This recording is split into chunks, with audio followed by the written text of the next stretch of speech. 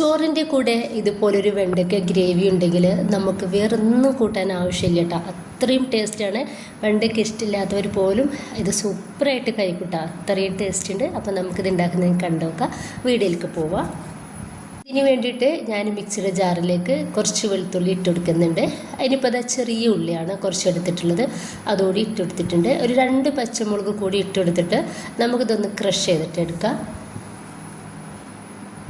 വെള്ളം ചേർക്കാതെ വേണം നമ്മളിതൊന്ന് കൃഷി ചെയ്തെടുക്കാൻ വേണ്ടിയിട്ട്. ഇപ്പോൾ ഇതാ ഞാൻ ഇതുപോലെ ഒന്ന് കൃഷി ചെയ്തെടുത്തിട്ടുണ്ട്.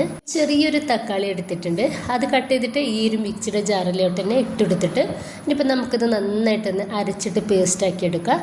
ഇപ്പോൾ ഇതാ ഈ രീതിയിൽ ഇതും അരച്ചെടുത്തിട്ടുണ്ട്. ഇനിയിപ്പോൾ ഒരു പാനിലോട്ട് ഞാൻ 2 ടേബിൾ സ്പൂൺ വെളിച്ചെണ്ണ ഒഴിച്ചു കൊടുത്തിട്ടുണ്ട്. അതിലേക്ക് കുറച്ചധികം തന്നെ ഇതുപോലെ ചെറിയ ഉള്ളി എടുത്തിട്ടുണ്ട്, അതൊന്ന് ഇട്ട് കൊടുക്കുക. ഈ ഒരു ചെറിയ ഉള്ളി നമുക്ക് ചെറുതായിട്ട് ഒരു പകുതി വേവാക്കിയിട്ടെടുക്കണം. നന്നായിട്ട് ഫ്രൈ ആവണ്ട, ഒന്ന് വഴന്ന് കിട്ടിയാൽ മാത്രം മതി. അപ്പോൾ ഇതാ ഈ രീതിയിലൊന്ന് മതി. ഈ രീതിയിലായാൽ നമുക്കിത് പാനിൽ നിന്നും ഒന്ന് എടുത്ത് മാറ്റാം.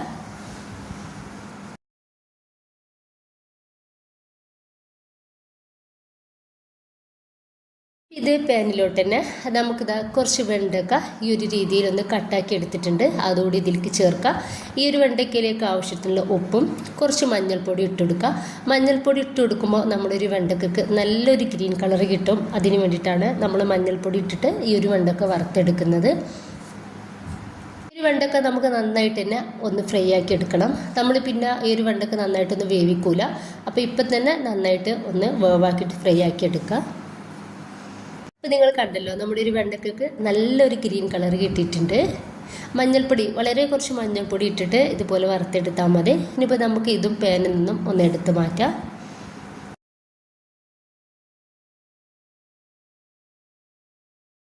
പാനിലോട്ട് തന്നെ ഒരു 2.5 ടേബിൾ സ്പൂൺ വെളിച്ചെണ്ണ ഒഴിച്ചു കൊടുക്കുന്നുണ്ട്.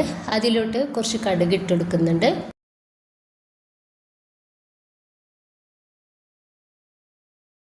കടുകൊന്ന് നന്നായിട്ട് പൊട്ടി വന്നാൽ ഇതിലോട്ട് 1/2 ടീസ്പൂൺ ചെറിയ ജീരകം ഇട്ട് കൊടുക്കാം. നമ്മൾ റെഡിയാക്കി വെച്ചിട്ടുള്ള ഒരു ചെറിയ ഉള്ളി കൃഷി ചെയ്ത് വെച്ചിട്ടില്ലേ, അത് ഇട്ട് കൊടുക്കാം.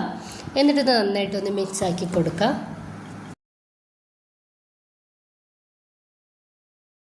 ഇതിലോട്ട് 1/2 ടീസ്പൂൺ മഞ്ഞൾപ്പൊടി ഇട്ട് കൊടുത്തിട്ടുണ്ട്. 1 ടീസ്പൂണ് മുളക് പൊടി എടുത്തിട്ടുണ്ട്, അതിൽ നിന്ന് കുറച്ചൊന്ന് മാറ്റി വെച്ചിട്ട് ബാക്കി ഇട്ട് കൊടുത്തിട്ടുണ്ടായിരുന്നു. 1 ടീസ്പൂൺ മല്ലിപ്പൊടി എടുത്തിട്ടുണ്ട്, അതുകൂടി ഇട്ട് കൊടുക്കുക. കുറച്ച് കായത്തിൻ്റെ പൊടി ഇട്ടാൽ വളരെ കുറച്ച് ഇട്ട് കൊടുത്താൽ മതി. ഇനിയിപ്പോൾ നമുക്ക് ഇത് നന്നായിട്ടൊന്ന് മിക്സ് ആക്കി എടുക്കുക. എൻ്റെ മുളക് പൊടി നന്നായിട്ട് എരിവുണ്ട് കേട്ടോ, അപ്പോൾ അതുകൊണ്ടാണ് ഞാൻ അത്ര എടുത്തിട്ടുള്ളത്. നന്നായിട്ടൊന്ന് മിക്സ് ആക്കി കൊടുക്കുക. നമ്മൾ തക്കാളി അരച്ച് വെച്ചിട്ടുള്ളത് കൂടി ഇതിലോട്ട് ചേർത്ത് കൊടുക്കുക. നന്നായിട്ടൊന്ന് മിക്സ് ആക്കി കൊടുക്കുക. സമയത്ത് ഇതിലോട്ടുള്ള ഉപ്പ് ചേർക്കുന്നുണ്ട്. ഇനിയിപ്പോൾ ഒരു തക്കാളി ഇതുപോലെ ഒന്ന് മീഡിയം സൈസിൽ കട്ട് ചെയ്തെടുത്തിട്ടുള്ളതാണ്, അതുകൂടി ചേർത്ത് കൊടുക്കുന്നുണ്ട്. എന്നിട്ട് നന്നായിട്ടൊന്ന് മിക്സ് ആക്കി കൊടുത്തിട്ട് 2 മിനിറ്റ് നമുക്കിതൊന്ന് മൂടി വെച്ചിട്ട് ചെറിയ തീയിലിട്ടിട്ട് ഒന്ന് വേവാക്കിയെടുക്കുക.